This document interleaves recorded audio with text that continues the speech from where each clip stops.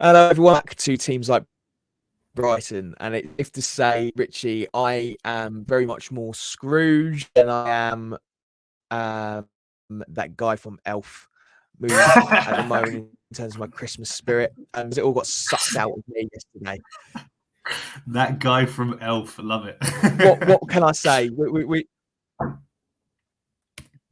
I've forgotten his name. I don't care. I'm so upset. I'm so annoyed. I hate it. I hate the fact that with that performance we saw yesterday. Yes, but yes. In case you've been living under a rock, Brighton were knocked out of the EFL Cup. Hopes of a good cup run. Hopes of returning to the quarterfinals. It's the first time I think since the 70s in the League Cup competition. Were dashed thanks to the Charlton Athletic new manager bounce, and just thanks to an overall mediocre, poor performance. We looked rusty, Richie. What were your thoughts on the match? Yeah, I think, I agree with that. There was a lot of ring rust. I think that, the combination of a number of players, not having a proper competitive game since, mid-November, players returning from World Cup duty. A lot of people just seemed either not quite at the races, a step slow, touch let them down. Just they weren't quite in sync, and but they had so many chances to win it. I mean, I think it was nearly 80% possession for Brighton, 18 shots compared to Charlton's 6, but only 6 were on target. They there's maybe a couple of questionable refereeing calls. I think maybe Dennis Undav had a decent shout for a penalty. I know Purvis Stupinian did not. He pretty much dived. I think he really tried to buy a foul. Pretty much. It's a fall on the floor contender. It is poor. Because basically on where I was sitting with the press bit, they've got in this is where I'm probably going to be a bit spoiled. In a lot of Premier League teams, they have the little replay TV screens, and obviously there's no replays for this one at the Valley. And so I was like, did he foul them? Did he foul? And most of the away fans were much, much closer. But this was a massive missed opportunity. Charlton are, I think, the only League One team in the quarterfinals. This was such a great chance to do it. And I just, I think the fact that, I don't know, do you think they should have played more friendly games during the break? Or do you think that's not a thing?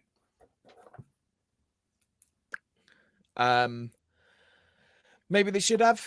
We definitely looked rusty. We didn't look match fit at all. And I think we weren't that prepared in terms of how Charlton would set up. And it was going to park the bus. They were going to limit any gaps in between that midfield and defence, which is key in De Zerbi ball. I thought Charlton really did. Fair play to Charlton. They set themselves up brilliantly. I thought. We can all talk about everyone should be playing football a certain way, but that'll be boring. I like the fact that they managed to grab and hit for hope for penalties. They played until penalties, that's for sure. And incredibly, we had the chance to win it in penalties and we didn't. I think that we probably could have done more to just get rid of that rust in us, because it didn't seem to click for everyone. Caicedo looked a bit off the pace, which I'm amazed at, because he was quality during the World Cup. But maybe it was a mixture of jet lag, perhaps. I don't know. I am going really Jurgen Klopp on the excuses front. I'm actually disgusted at myself for saying that. I can't believe I actually said that. I think we should have done more in friendlies, maybe. I don't know how many friendlies we did. I can only think of one. We only did one, didn't we, against Villa? I think it was the Aston Villa one, yeah. Yeah. So while others have done 2, maybe 3, we've only done 1. And we've gone into this cup match. I think there was a bit of an exhibition match attitude for some players, which is a shame, because we fielded a really strong side. And on paper, we should have won that by a comfortable margin. But, the the law of the cup does nothing's a given in cup competitions, and fair play to Charlton. They really did go ultra defensive, and it worked a treat for them and worked on penalties. So fair play to them. They're through. They're happy, and they can get the money in the quarterfinals as well. Yes, I am. I'm still so bitter. It's interesting you're reaching out the stats as well, but there were 3 fantastic opportunities courtesy of, I want to say, Kolu Matoma and Purvis Stupinan, in the fact that they just drilled the ball low on the floor, across the face of goal in the 6-yard box, and all it needed was a touch. It needed a tap in. And once again, we're going to be in this position, Richie, where we're crying out for a striker. We really are. I thought Evan Ferguson did all right when he came off the bench. Yep. Should have finished. But overall, I was quite disappointed with how rusty we were.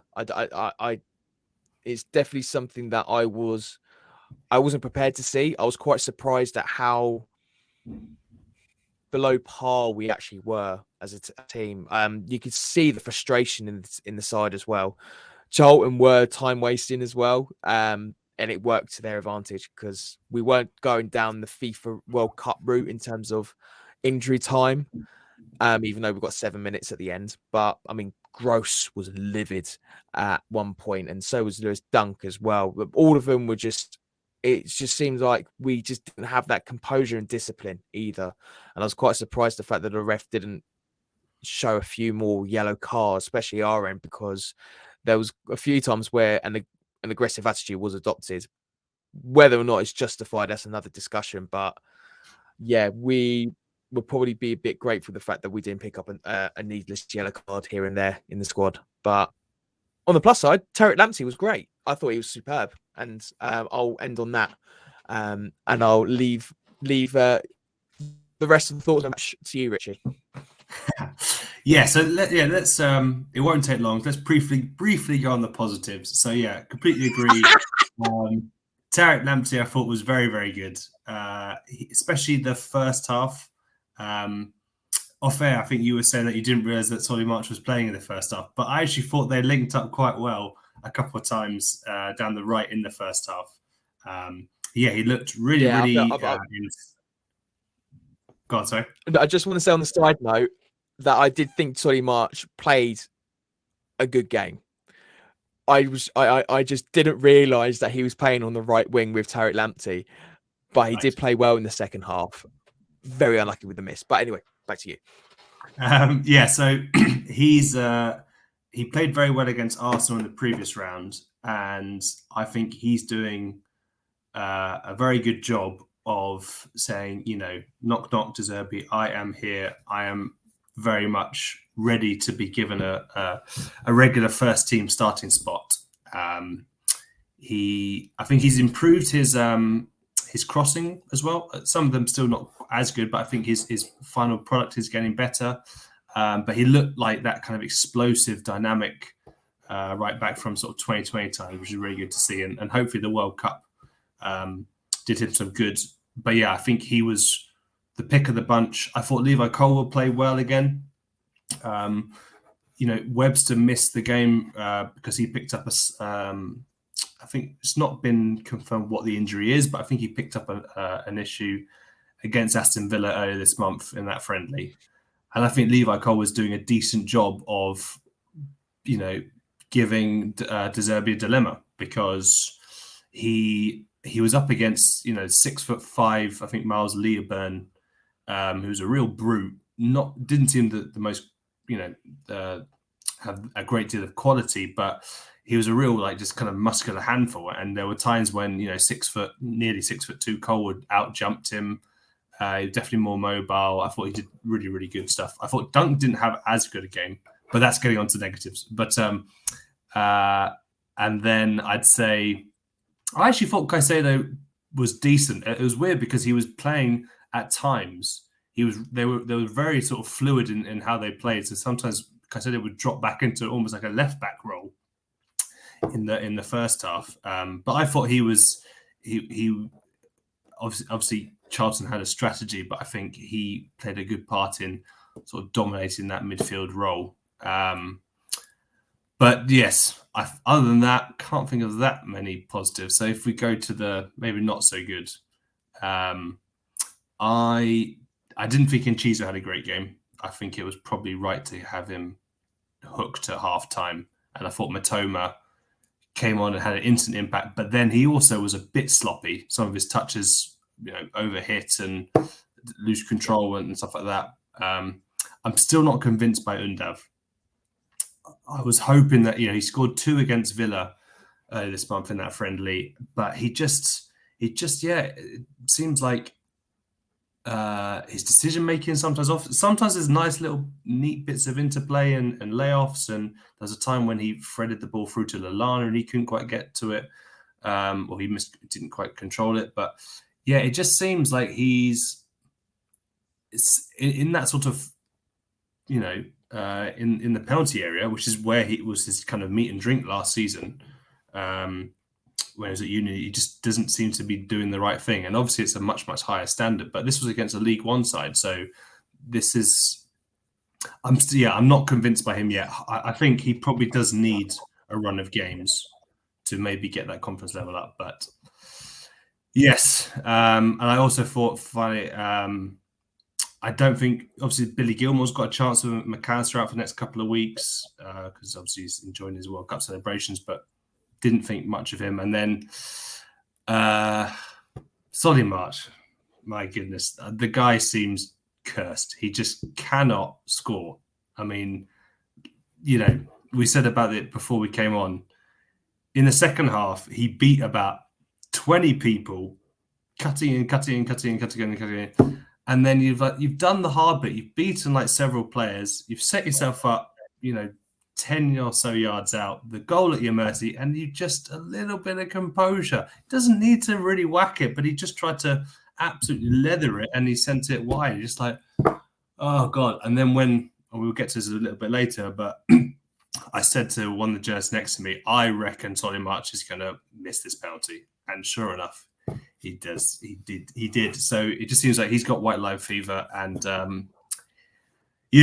real shame because he's a good player, but he can't score. I felt so sorry for him. I love Solly. I think he's a brilliant player to have in a squad, and I think he does the job so well. Whether that's on the winger or wing back role, and even that left back at times in the past, and I just feel like that there is something brewing in him where he is going to score for fun, whether that's over a short period of time or over a whole season.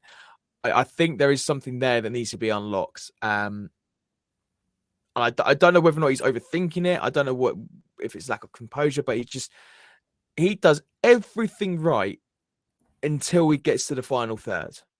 Yeah. Just when he has those goal scoring opportunities, it just doesn't happen for him. And I can't explain why. I'm not sure he can explain why, but I want to be optimistic and say I've got every confidence in him that when he finds that little niche in him where he can actually get that goal scoring touch, will be laughing again. Because if he can get a goal scoring form in him, he is going to be a threat on that wing, an absolute horrendous threat for any defensive line in the Premier League. It's just a shame that opportunities weren't taken. And I'm just reminiscing about all those great chances. So many chances along the face of goal where it just needed that tap in. Just that one touch, that's it. Yeah. And it's just, I thought, lazy luck was on Charlton's side. And I'm not saying that Charlton were lucky. I think Charlton did well. And then lazy luck was just on their side. I think it was very much a case of, the footballing gods were on Charlton's side, which was annoying. But just a really quick thing, sorry. On Solly March, I agree. He is a good player, and but he is 28 now. He's not. I don't know how Say much that. better he's It's going like to people get. but Jesse Lingard. He's still young. Jesse Lingard, 21-year-old Jesse Lingard, forever young. I don't know. I just feel that like Solly, it's just he is, in the, how football generally works. He's in the sort of prime years of his career, but he's never been particularly prolific. He's never been scored more than I think a handful of goals a season. So it's I definitely think he can chip in with a few goals a season maybe, but I just I feel if he's at 28 and he's missing these opportunities, I don't know, is he gonna learn from that and get better? I'm not sure. I think I still think he adds a lot of value to the team, but just in terms of an output and assists and goals, he just has to score more for me. Yeah, I agree.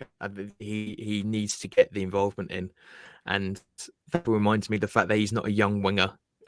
He's 28. I forget the fact that some of these players are actually around the same age as I am, and now they're like nearing 30, which is just depressing. So I hope it clicks. I hope this was just a one-off, and Boxing Day is going to be a great one, but. There's not much more I can really add to that. On one thing I wanted to ask, and sorry to bring the happiness levels down even more. So you were obviously at the game as well. What were your thoughts going into the penalty shootout? Obviously, they couldn't break them down in normal time, and then we saw what we saw. But it was obviously a real up and down shootout. We missed. And then we had the chance to win it, and then we somehow, clutched defeat from the jaws of victory. What was your take on that? And were you confident going in or not? I hate penalties. I hate penalties. It doesn't matter who's on our team. We could have, R9, CR7, Messi, Mbappe, Haaland as our 5 penalty takers. I would still will never be confident in any penalty shootout ever. I'm not confident. I turn around. I refuse to watch penalties, Richie. I refuse. And it all started like 10 years ago under the Poyet years when we were absolutely bossing it in League One, but we could not score a penalty. To the point, us used to refuse to watch them. Used to go round behind the dugout at Withdean and just watch the fans in the South Stand. I did the same, and that I've always stuck to that since, because the amount of times I've actually watched a penalty, I think besides Glenn Murray, we've actually scored. We haven't scored. But on the penalties that I decide, I'll watch it. It's fine. No, I now have to walk myself out of a room. I just can't watch. I just need to remove myself because I can't deal with it, with the tension that is a penalty shootout. So yeah, and I think the tone said it all when Pascal Gross hit the post from the start of it, and then we had it. We had it thanks to Jason Steele, one of the very few players that actually turns up. But then, when we had that win, I can't remember who took it, but I didn't see who took it. So I just, because I was too busy just admiring the crowd and just people watching, because I just couldn't do it anymore. I hate penalties. Richie. I hate penalties so much. Yeah, unfortunately, I remember just obviously, because I've seen in the couple or so years I've been covering the job, I've seen a couple of penalty shootouts. Well, not penalty shootouts, penalty attempts, and the worst one was obviously West Brom away when Gross hit the post and Welbeck hit the post in that 1-0 loss at the Hawthorns in the 2021 season. But I was thinking, oh god, this is deja vu. Gross hits the post, Trossard hits the bar, and then somehow Brighton were like, oh yeah, Steele, first name man of, living up to his name, and then just Solly. I was just like, yeah. Oh, yeah, really quickly, yeah. Fair play to Evan Ferguson. I think he was the third penalty taker, 18-year-old, and he'd missed. I think this is a salient point. He missed a big penalty for Ireland's under-21s not that long ago in a game that I think meant that they lost a fairly big fixture, maybe a qualifier or something like that. So real big cojones from him. 18-year-old to step up, third in line. Smashed it away really well.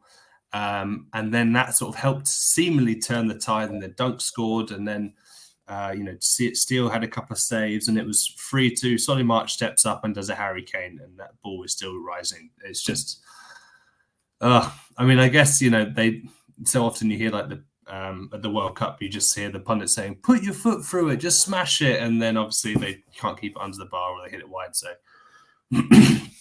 So yeah, fair play to Charlton. But yes, a really, really big opportunity missed. And I'm, as you can imagine, after the game, the press conference with De Zerbi was not the longest. So I'll just dive straight into some of his quotes. He said, "I'm sorry for the result. I'm sorry for us and our fans because we wanted to win the game. We wanted to play in the quarterfinals of this competition. We played a good game, not a fantastic one, but a good game, enough to win it. We made a lot of mistakes in the last 5 meters.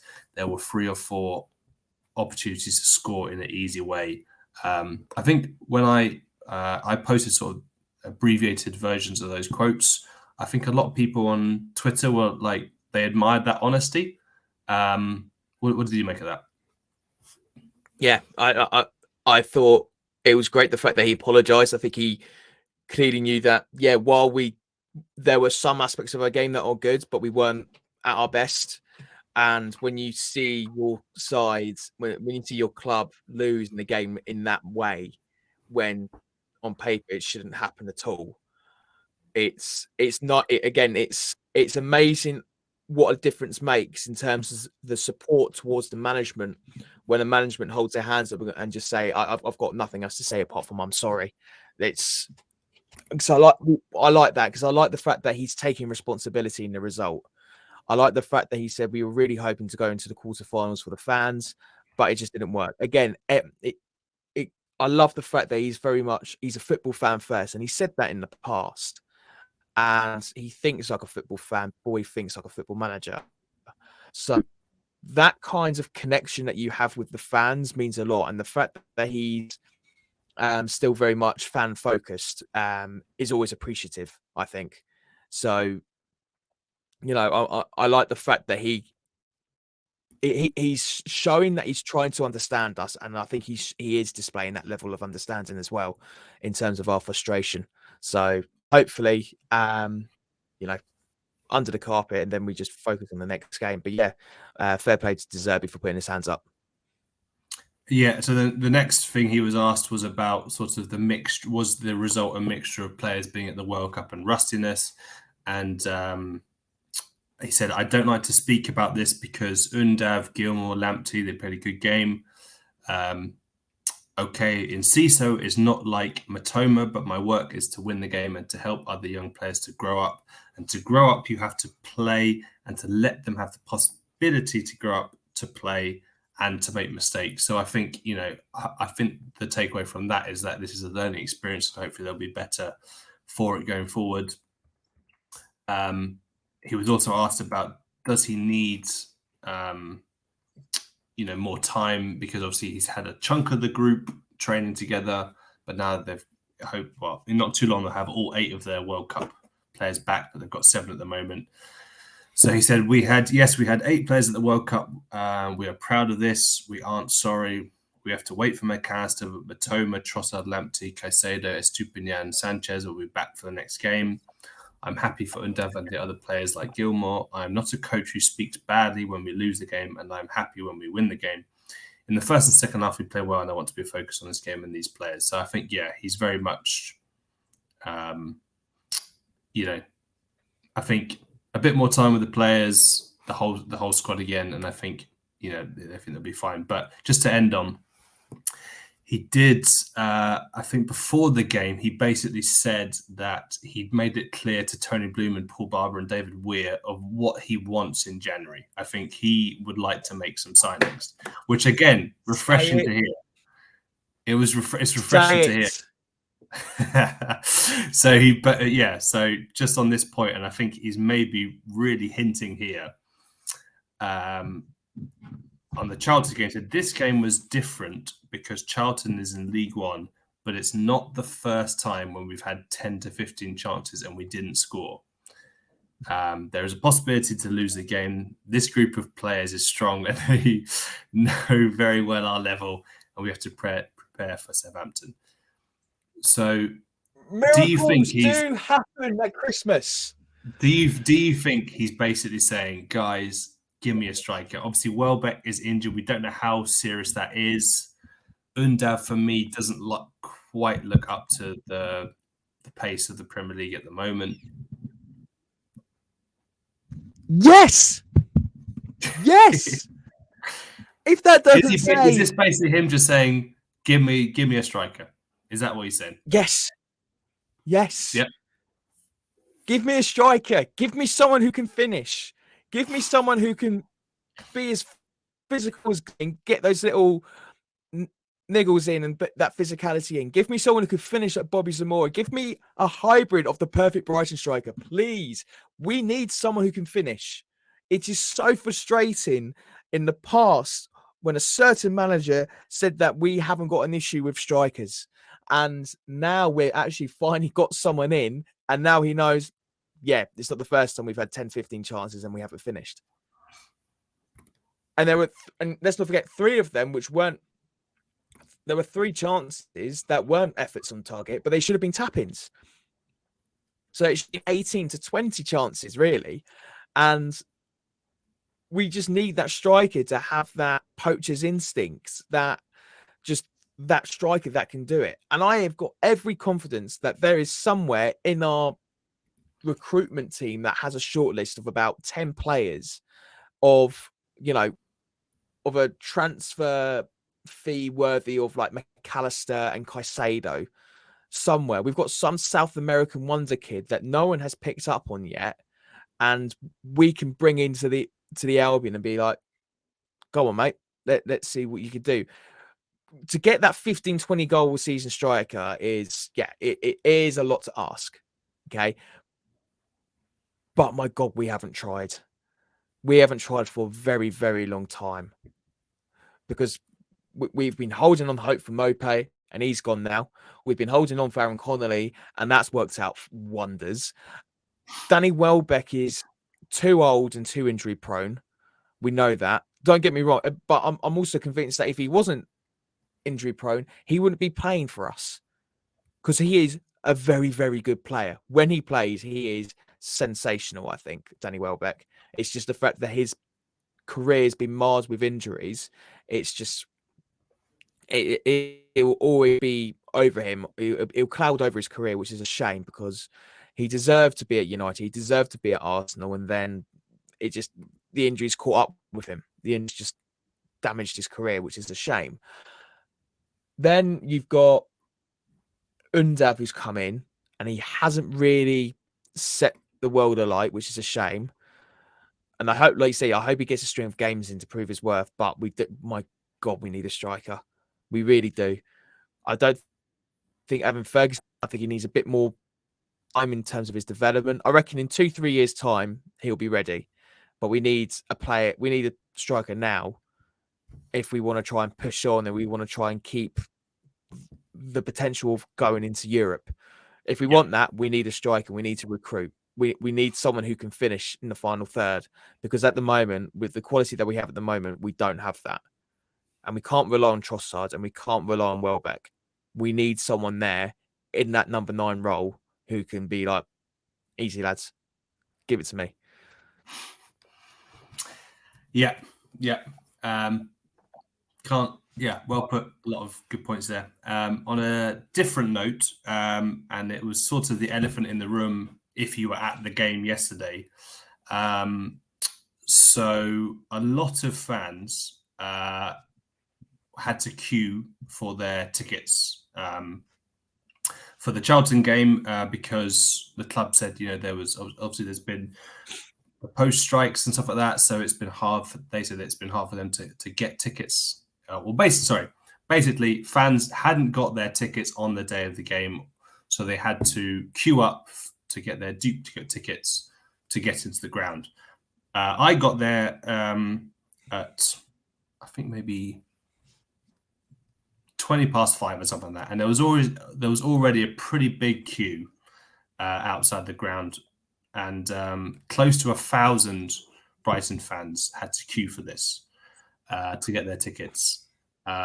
And going by social media, a lot of people didn't get in until after the game. Quite a bit after, sorry, not after the game. During the game, they didn't get in until the game had started, maybe 15, 20 minutes. If you look on Twitter, there's, long queues still just before kickoff and stuff like that. So, Tom, what is your thoughts on it? Obviously, just to give people a bit of background, Brighton were, told about they've been drawn against Charlton, I think on November the 10th, but they didn't. Tickets went on sale for the game at the earliest at the 28th of November, and I think the latest for some members or previous ticket purchases on the 5th of December. So, if you're being charitable, 28th of November, game on the 21st, that's, more than 3 weeks. For some, at least, more than 2 weeks. Tom, could the club have done more? And we'll go into their statement in a bit. But before we do, what's your thoughts on this? I think it's a case of there was a lack of logistical planning from both sides. Charlton have to issue out the tickets. And obviously, there was clearly negotiations going forward about how many tickets we can have. And that probably made things a little bit tricky for the Albion. I think they could have done a lot more. I think the fact that, they've known since the 10th of November that we're playing this game, and it was always going to be played on this midweek period.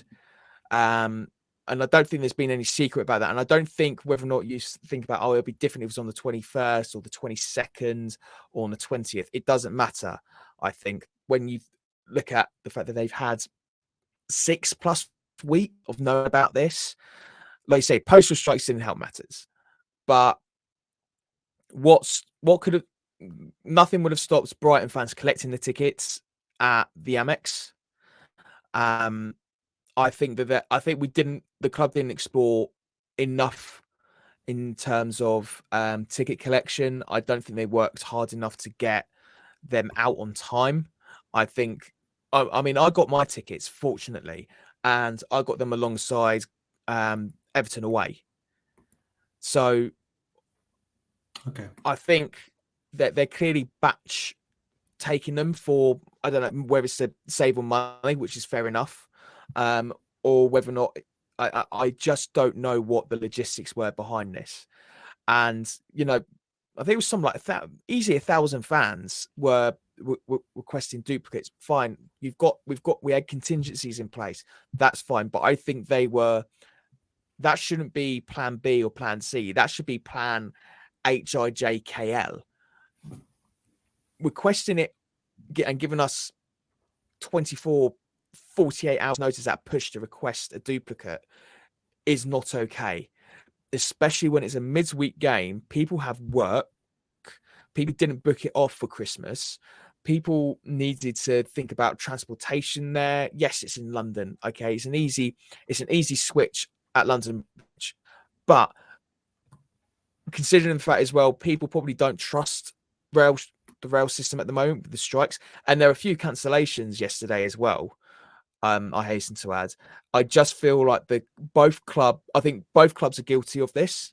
I don't think they help matters, and I don't think there was that urgency about it, which didn't really help for those going, and it is a shame.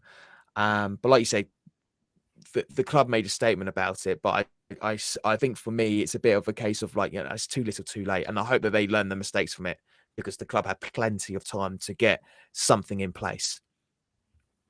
Okay. Yeah. Well, yeah. Fair points there. What? I'll just for balance, I'll just read out Brighton's statement, then we can sort of maybe dissect that or pick it apart or whatever.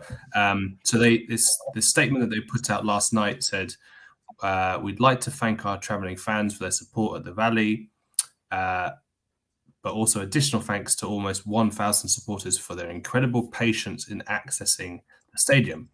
We fully appreciate there were long waits to collect duplicate tickets as a result of circumstances which were completely out of our control. Nonetheless, thanks to the patience and cooperation of our fans and the fantastic effort from Brighton staff who travelled to South London, the vast majority of fans who followed advice and arrived early were able to get in ahead of kickoff." So just on that bit there, I think, going to your point, maybe if they planned ahead a bit more, it wouldn't have been completely out of their control. If we take them at their word, which I think I can. But yeah, I think a bit more planning ahead would have been prudent. I just think, just even if you don't know the kind of minutiae of everything going on, the fact that nearly 1,000 fans had to wait a couple of hours before the game, that just doesn't seem like that's right. Like, even if there is this situations, and there are situations of the train strikes and the postal strikes and all that, it just feels that more could have been done. So yeah, I agree with that. Before I go on to the next bit, do you want anything to add, Tomo?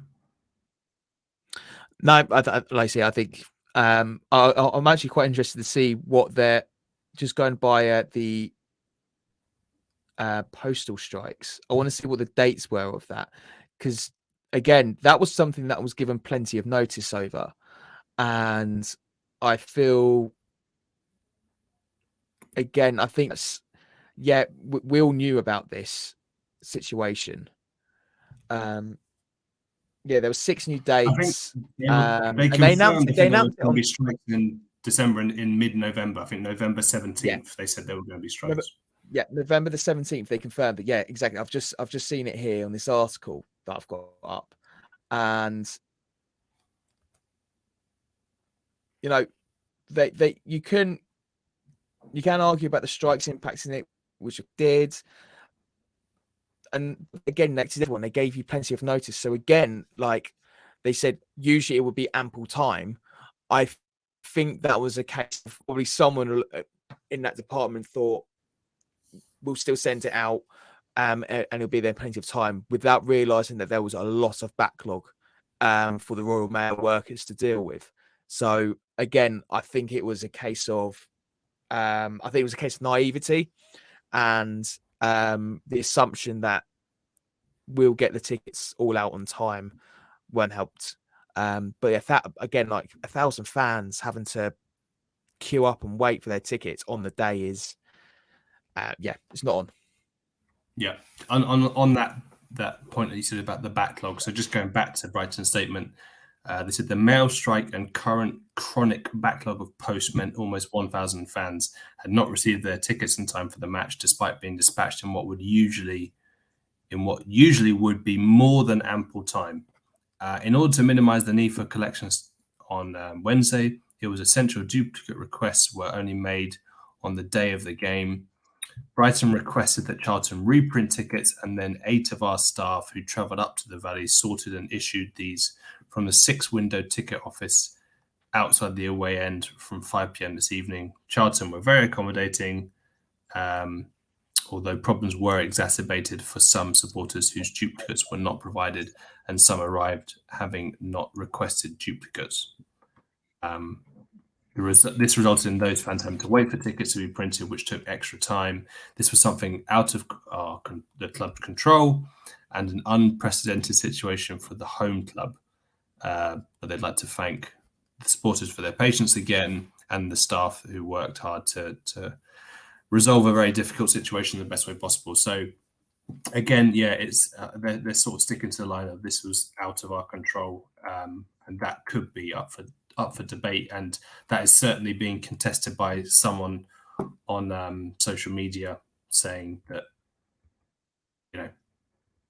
I think there's some would contest some of the statements put out here, but it'll be interesting to see. I wonder if at the next sort of Paul Barber program notes, I guess, which would be Arsenal at home on New Year's Eve, if he will address that. I think it probably would be smart to do that, and he'll probably will. But yes, sadly, a real shame, because it started the evening off on a bad note, and obviously the result was not good. So for some, it might not have been the best evening out. So yeah, For some, I think about 6,000. Yes, well put. Anything to add on Tom before we wrap up? No, nothing to add. Just gutting night.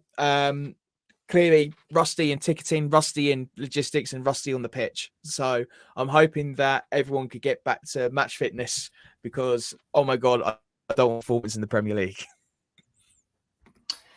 Yes, Southampton away on Boxing Day.